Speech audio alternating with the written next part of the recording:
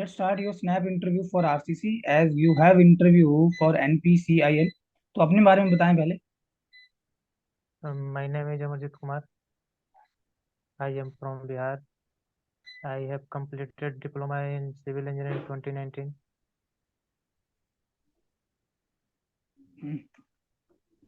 और उसके बाद क्या किए हो अमरजीत?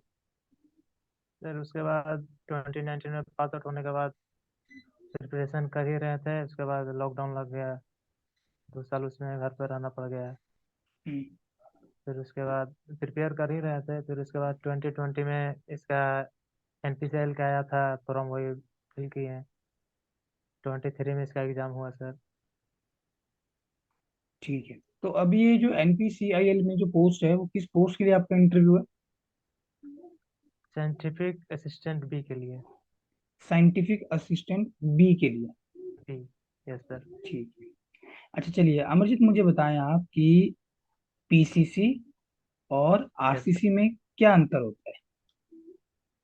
सर PCC कहने इसका बोले तो full form plane cement concrete है। हम्म, कि अगर ratio of cement sand and aggregate with water या सम एडमिक्सचर मिलाने पर PCC बनता है।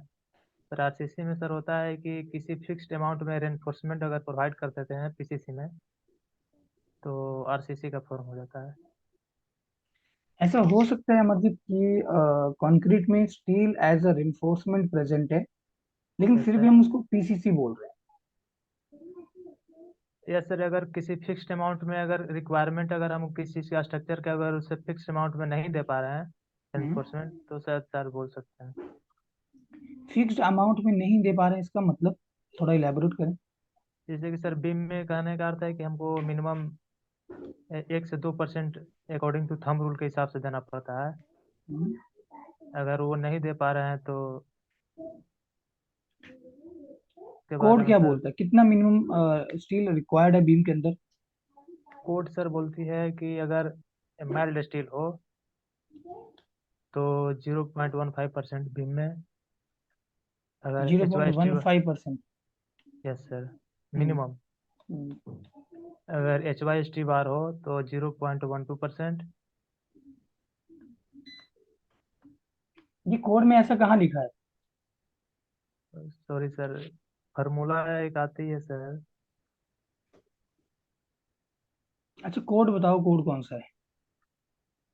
IS 456/2000। तो वो जो कोड है IS 456/2000 वो पीसीसी के लिए कि आरसीसी वर्क के लिए? इसके बारे में मालूम नहीं है। ठीक है। अच्छा हम आरसीसी में स्टील को ही क्यों एज अ रिइंफोर्सिंग मटेरियल के तौर पे यूज करते हैं? कोई दूसरा मेटल हम क्यों यूज नहीं कर रहे? सर RCC में स्टील हम लोग इसलिए यूज करते हैं ताकि इसका डक्टिलिटी जो है हम्म, ज़्यादा होता है। फिर इसके बाद कोफिशिएंट ऑफ थर्मल एक्सपेंशन कम होता है। कोफिशिएंट ऑफ थर्मल एक्सपेंशन कम होता है, मान लो मैं इसको अल्फा बोल रहा यस सर। हूँ। तो कोफिशिएंट ऑफ थर्मल एक्सपेंशन कम होने से हमें क्या बेनिफिट है? सर अगर टेम्परेचर मान लीजिए कि बढ़ाते हैं तो अपना कितना कितना अपने आप को एक्सपेंड कर पाता है। हम्म, टेम्परेचर बढ़ाने या घटाने पर मैंने या तो एक्सपेंड या तो कॉन्ट्रैक्ट। अच्छा डक्टिलिटी को कैसे डिफाइन करोगे? डक्टिलिटी के सर हम डिफाइन कर पाए हैं कि अगर कोई भी जैसे स्टील में अगर हम टेंसाइल फोर्स लगाएं हम्म, तो फेलुअर माने कितना वो अपना एलोंगेशन दे पाता है फेलुअर के पहले तक। या फिर एक प्रकार से ऐसे बोल सकते हैं सर कि स्ट्रेस स्ट्रेन कर्व का जो एरिया हमें देता है hmm. Up to fracture point तक। To fracture point? Yes sir. Are you sure? Yes sir. तो कौन ज्यादा डक्टाइल है, स्टील या rubber? Steel is more ductile sir. क्यों? रबर में तो इलोंगेशन ज्यादा होगा स्टील के कंपैरिजन में। नहीं सर। दो बार लो आप। Yes sir. ये मान लो एक स्टील का रॉड है यस सर। और ये रबर है। Yes sir. ये दूसरे वाला जो है ये रबर है। दोनों को पकड़ के खींचो। सेम यहाँ पे क्रॉस सेक्शन एरिया हम फ्रेम कर रहे हैं, सेम हम फोर्स लगा रहे हैं, ओके सर। सेम फोर्स लगा रहे हैं दोनों के ऊपर। तो किसमें इलोंगेशन ज्यादा होगा? स्टील स्टील में में होगा या सर। रबर में?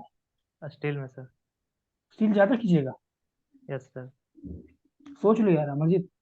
यस सर, क्योंकि पॉइजन रेशियो सर इसका रबर का ज़्यादा होता है, यानी मोर ब्रिटल है। नहीं तो कैसे पता चले? इसमें तो इलोंगेशन ज्यादा होगी, रबर में कम तो होगी नहीं। नहीं सर, जैसे कि जैसे इसमें हम लोग फोर्स लगाएंगे हम्म। तो ये टूट जाएगा। अगर सेम फोर्स का अगर हम दोनों पर देखते हैं हम्म। तो सर ये रबर पहले अपने आप को ब्रेक कर देगा। अच्छा। अच्छा मुझे बताओ कि ये एडमिक्सचर क्या होता है? एडमिक्सचर सर एक अ, किसी भी माने प्रॉपर्टी को एनहांस करने के लिए एडमिक्सचर मिलाया जाता है, जैसे कि प्लास्टिसाइजर हो गया, कौन सी सुपर प्लास्टिक, प्रॉपर्टी को इनहांस करते हैं ये? वर्केबिलिटी को सर। वर्केबिलिटी को कैसे डिफाइन करते हो? वर्केबिलिटी क्या होता है? वर्केबिलिटी सर कहने का अर्थ है कि अ, माने किसी टाइम पीरियड के अंतर्गत हम लोग ट्रांसपोर्टिंग, प्लेसिंग, फिनिशिंग वर्क को वर्केबिलिटी कहते हैं। फिर से डिफाइन करो अमरजीत। किसी टाइम पीरियड के अंदर हम्म। ट्रांसपोर्ट, उसको क्या बोलते हैं, transporting, placing and finishing. Okay. अच्छा वर्केबिलिटी को अगर आपने चेक करना होगा तो कैसे आप इसको चेक करोगे या मेजर करोगे?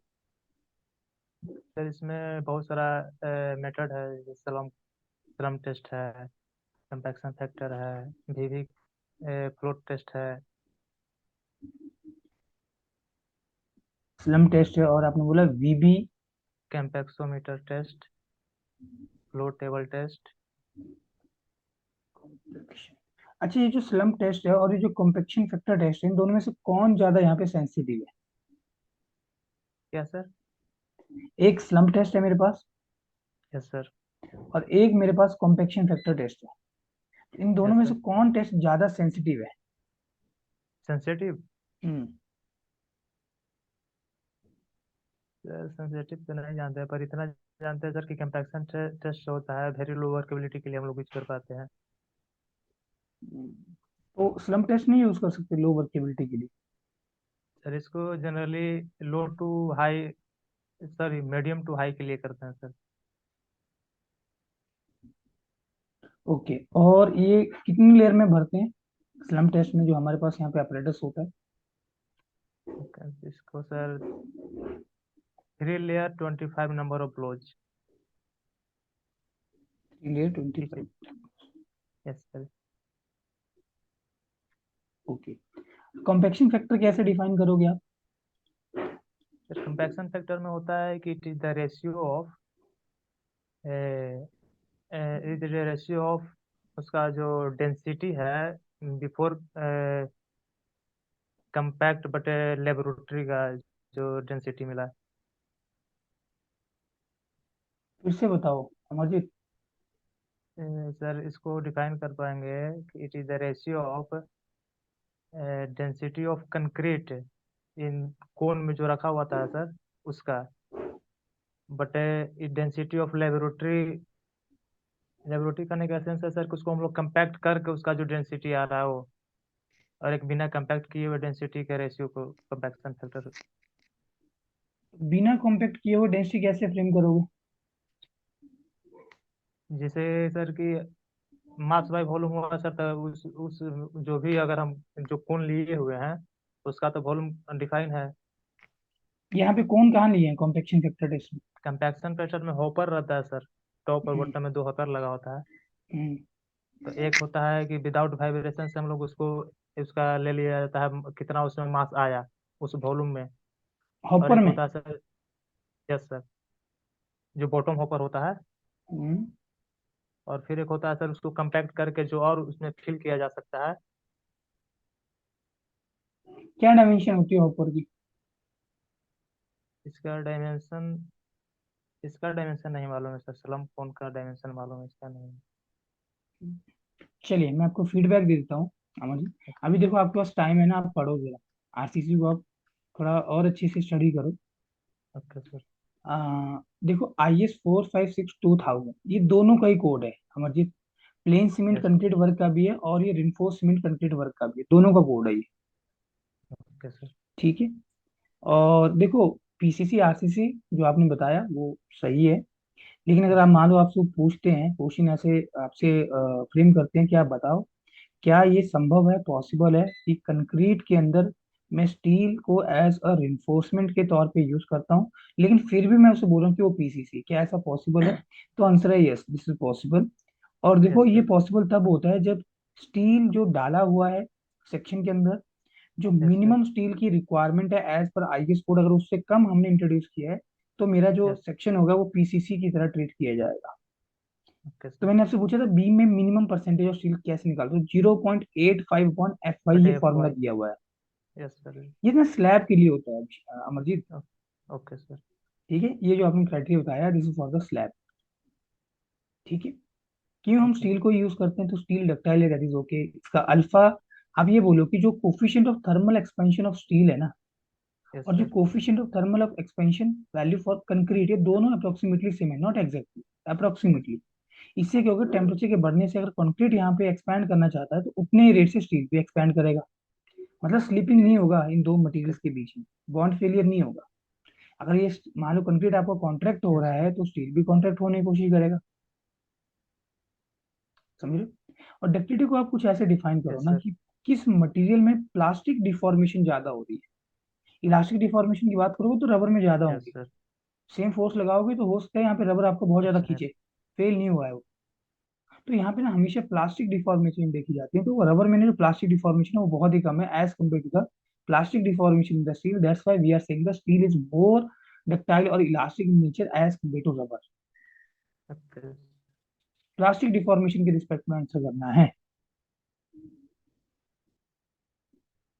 प्लास्टिक डिफॉर्मेशन वो डिफॉर्मेशन जब आप किसी मटेरियल को पकड़ के खींच रहे हो, फोर्स हटाओ तो मटेरियल अपनी फिर से दोबारा ओरिजिनल कॉन्फ़िगरेशन को नहीं रीगेन नहीं आएगा। कर पा रहा है। ठीक है। अब वर्केबिलिटी को डिफाइन नहीं कर पाए प्रॉपर्ली अमजीत, आप बोलो वर्केबिलिटी सर मैं कुछ ऐसे डिफाइन करता हूँ, कितनी आसानी से मैं कंक्रीट को मिक्स कर सकता हूँ, मिक्स करने के बाद मैं इसको ट्रांसपोर्ट कर यस सकता सर। हूँ, ट्रांसपोर्ट करने के बाद इसको प्लेस किया जाएगा यस सेक्शन में। सर। और ये सारी चीजें यस करते सर। वक्त ना तो ब्लीडिंग होनी चाहिए ना ही सेग्रीगेशन होनी चाहिए, दो डिफेक्ट होते हैं जो हम कभी चाहते नहीं है कंक्रीट के अंदर हो। Yes sir. राइट। वर्केबिलिटी को मेजर करने के लिए जैसे आपके पास यस स्लम टेस्ट है, वीबी टेस्ट है, कॉम्पेक्शन फैक्टर टेस्ट है। तो कॉम्पेक्शन फैक्टर टेस्ट ज्यादा सेंसिटिव है क्योंकि आईएस कोड में क्लियरली लिखा है कि वेरी लो वर्केबिलिटी का अगर आपको यस कंक्रीट सर। का कंसिस्टेंसी मेजर करना है तो स्लम टेस्ट वहां पे वैलिड नहीं है, आपको कॉम्पेक्शन फैक्टर टेस्ट के साथ चलना है। यस। समझ रहे हो बात को?